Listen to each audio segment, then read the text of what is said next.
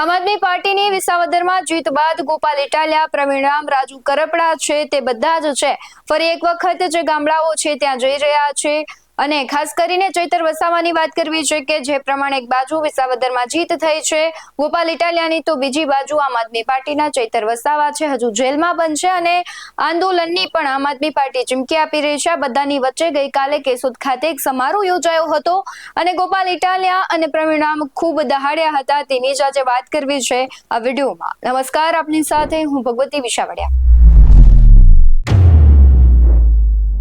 ગઈકાલે કેશોદમાં જે સમારોહ હતો ત્યાં ગોપાલ ઇટાલિયા અને પ્રવીણ રામ બંને હતા અને પ્રવીણ રામ અને ગોપાલ ઇટાલિયા અનેક ભારતીય જનતા પાર્ટી પર આક્ષેપ કર્યા છે।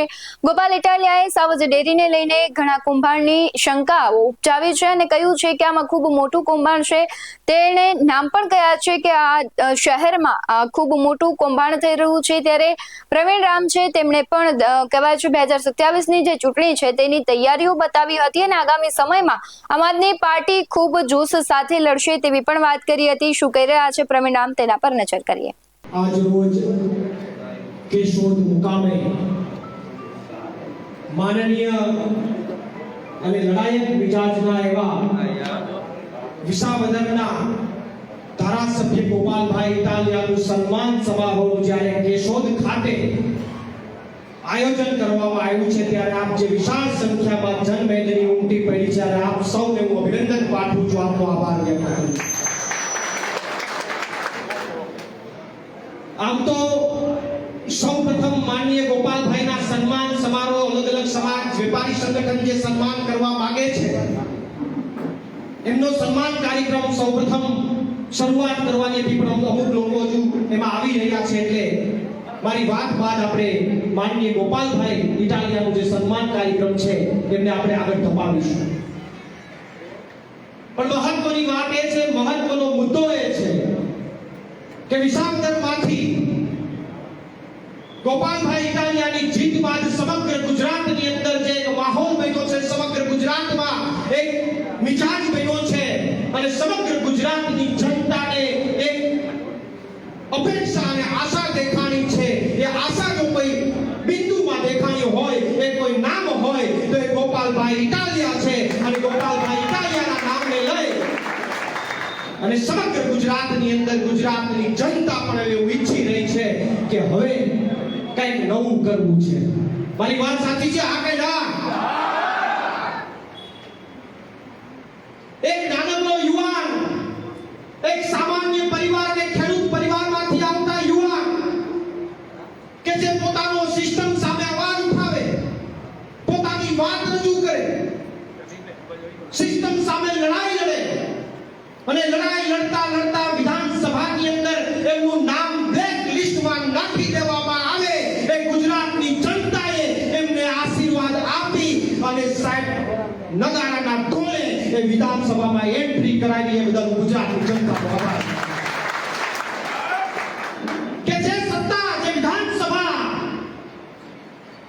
બ્લેક લિસ્ટમાં નામ નાખે અને ગુજરાતની જનતા હોકાર કરે કે તમારી સત્તા અને તમારી તાકાત મોટી નથી, તમારા મતની તાકાત મોટી છે અને મતની તાકાતથી સાહેબ વાજતે ગાજતે વિધાનસભામાં 2 દિવસ પહેલા એન્ટ્રી થઈ એ ઐતિહાસિક દિવસ હતો।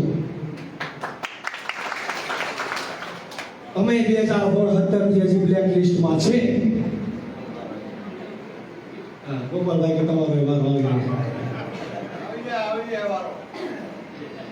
ઘણા બધા યુવાનોને બ્લેક લિસ્ટમાં વિધાનસભામાં નાખ્યા છે, હજુ લડી રહ્યા છે, લડી રહ્યા છે, તાકાતથી લડી રહ્યા છે। અને વાત રહી બીજી, એક સંજોગ છે કે વિસાવદર વિધાનસભા 87 કહેવાય, 87 વિસાવદર વિધાનસભા। એટલે એકડા પછી બગડાનો વારો આવે, બગડા પછી તગડાનો વારો આવે, તગડા પછી ચોગલો ગણાય, એમ 87 વિસાવદર વિધાનસભા કેશોદ છે 88। એટલે બોલો આવનારા સમયની અંદર કેશોદમાં વિસાવદર વાળી કરવી છે? હા કે ના? કેશોદમાં વિસાવદર વાળી કરવી છે? હા કે ના? વિસાવદર વાળી કરવી પડે એમ છે ગોપાલભાઈ। અહીંયા વિસાવદર વાળી કરવી પડે એમ છે એનું કારણ કહું કે વર્ષોથી 30 વર્ષથી ભાજપના શાસનની અંદર કેશોદની અંદર જે ભ્રષ્ટાચાર ખુલ્લો છે, જે ભ્રષ્ટાચારે માજા મૂકી છે, અને અંડરબ્રિજ બની ગયો છે. કેવડો અંડરબ્રિજ બનાવી રહ્યા છે ખબર નહીં. 4 વર્ષથી હજી ભેગું નથી થતું એનું. હવે આ અંડરબ્રિજ અહીંથી ક્યાં કાઢવાના છે એ ખબર નથી પડતી. અમેરિકા કાઢવાના છે, ક્યાં કાઢવાના છે? 4 વર્ષના વાના વાઈ ગયા. પેરિસ કાઢવાના છે. 4 વર્ષના વાના વાઈ ગયા. હજી સુધી અંડરબ્રિજનું કામ આ ભાજપની સરકાર, નવાલી સરકાર કરી શકી નથી. અને એ પણ એ રીતે અંડરબ્રિજ બનાવ્યો કે જે મેસવાણની નદીનું પાણી આવે એ વેણને રોકી દીધું અને ત્યાં અંડરબ્રિજ ઠોકી દીધો. આ વખતે ખબર પડ્યું કે જેમ પેલું નરિયામાં પાણી નેવે પાણી ચડે ને એમ કેશોદની બજારમાં પાણી ચડ્યા ગોપાલના. જેમ નેવે પાણી ચડે એમ કેશોદની બજારમાં પાણી ચડ્યા. પછી તો આ તંત્રને, ભાજપના તંત્રને, નગરપાલિકાને ખબર પડી કે ઓહો, તો નદીનો રસ્તો જ બંધ થઈ ગયો છે.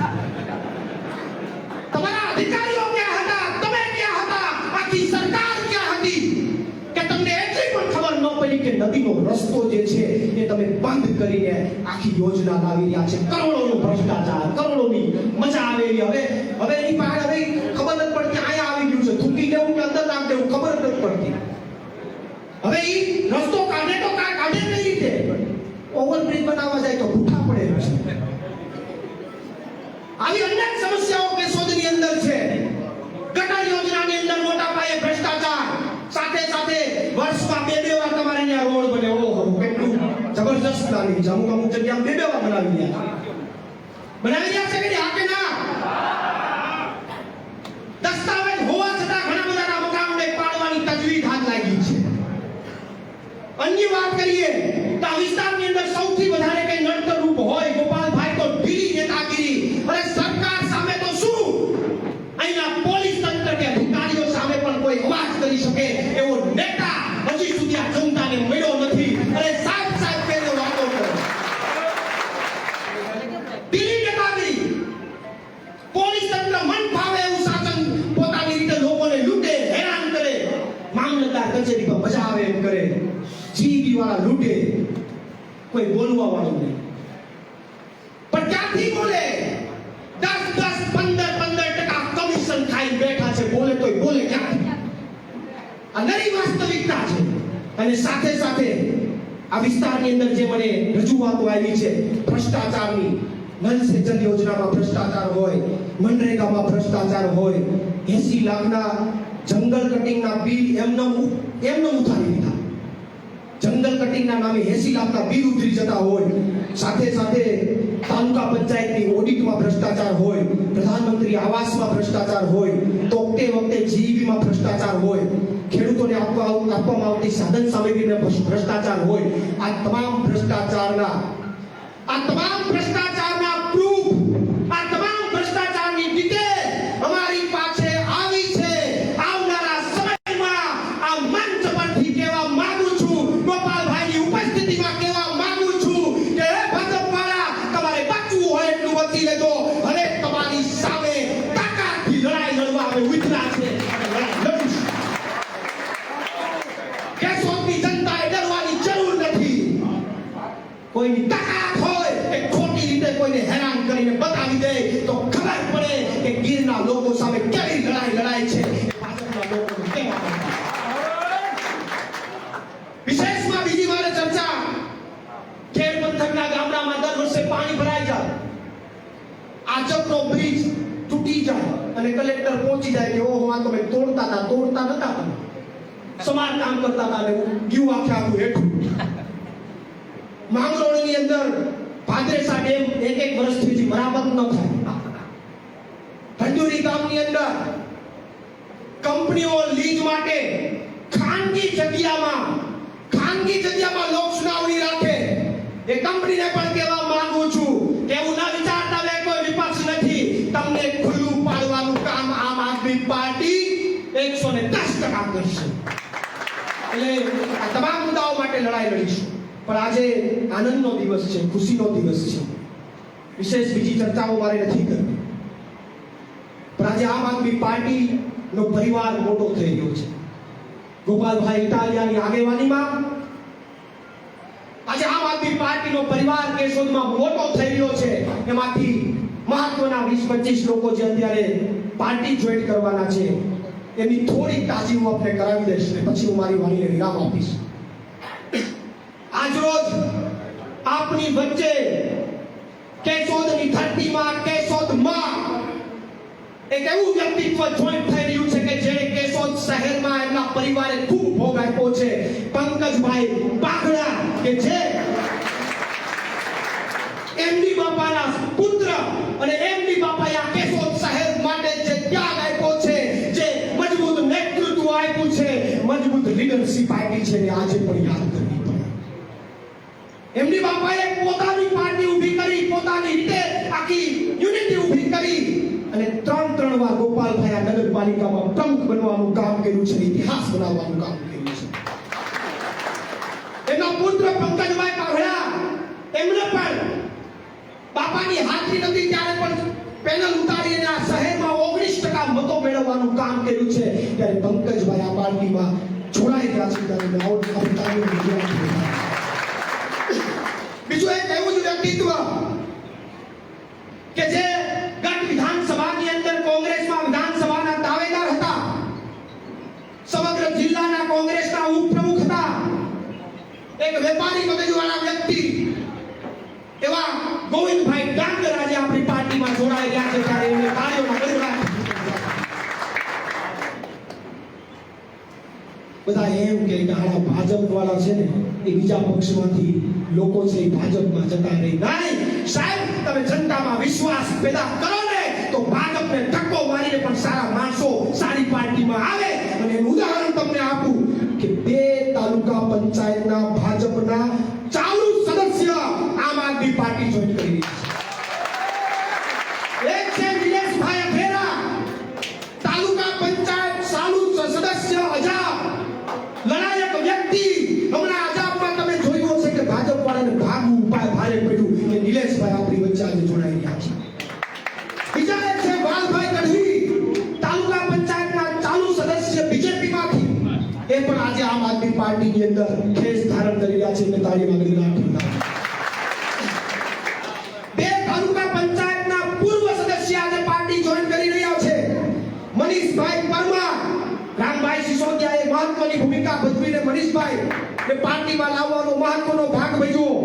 મનીષભાઈ પરમાર પૂર્વ તાલુકા પંચાયત સભ્ય, પૂર્વ સરપંચ ખમીદાણા અને મૂળ કોંગ્રેસી અને કોંગ્રેસમાં ઘણું કામ કર્યું એવા વ્યક્તિ આજે આમ આદમી પાર્ટી જોઈન કરી. ચંદુભાઈ ઘોડાસરા, પૂર્વ તાલુકા પંચાયત સભ્ય પ્રાચલી, કોંગ્રેસમાં વર્ષોથી કામ કર્યું, એ પણ આજે આમ આદમી પાર્ટી જોઈન કરી રહ્યા છે.